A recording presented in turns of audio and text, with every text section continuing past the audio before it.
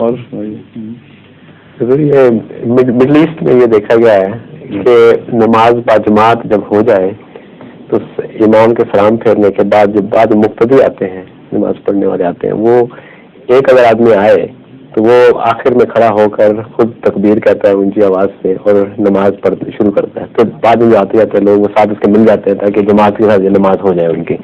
تو سوال یہ ہے کہ ایک دفعہ نماز باجماعت ہونے کے بعد دوسری بار نماز باجماعت اسی مسجد میں ہو سکتی ہے؟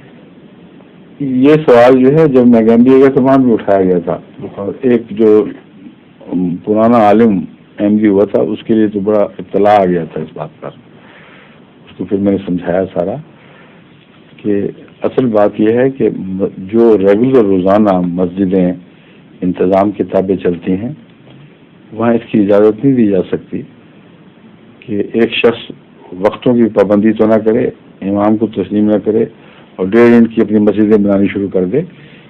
میں نے کہا تمہارا مسلک درست ہے، لیکن اس کا یہ مطلب نہیں کہ مسافر مسجد میں نماز نہیں پڑھ سکتا بجماعت. وہ ان لوگوں میں شامل نہیں ہے جن کے اوپر وہ انتظام کی پابندیاں ہیں. اور مسجد خدا کا گھر ہے، اگر وہ چند آدمی مسافر بعد میں آتے ہیں اور وہ مل کے باجماعت نماز پڑھ لیتے ہیں تو اس میں ختم کوئی حرج نہیں. تو میں نے کہا یہ جو مسجد ہے جہاں ہم نماز پڑھ رہے ہیں وہاں ایک دفعہ نماز ہو چکی تھی، میں نے پھر باجماعت پڑھائی.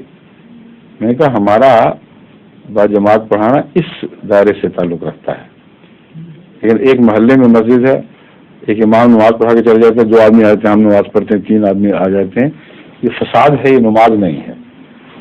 کیونکہ امام نظام کا نمائندہ اور نظام کی حفاظت کرنے والا ہوتا ہے، اس لیے اس سے برعکس کسی طرز عمل کو قبول نہیں کیا جا سکتا. تو یہ 2 الگ الگ مسلک ہیں. وہاں جو آپ صورت بیان کر رہے ہیں، اگر ایسی صورت ہے کہ مسافر مختلف وقتوں میں آ رہے ہیں، وہاں اکٹھا انتظام ہو ہی نہیں سکتا، تو ختم کوئی حرج نہیں کہ ایک گروہ آئے اور باجماعت نماز پڑھ لے، سمجھے.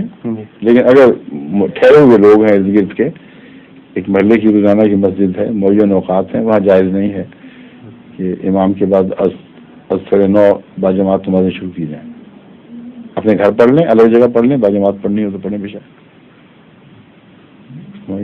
ظہور مہدی آخر زمان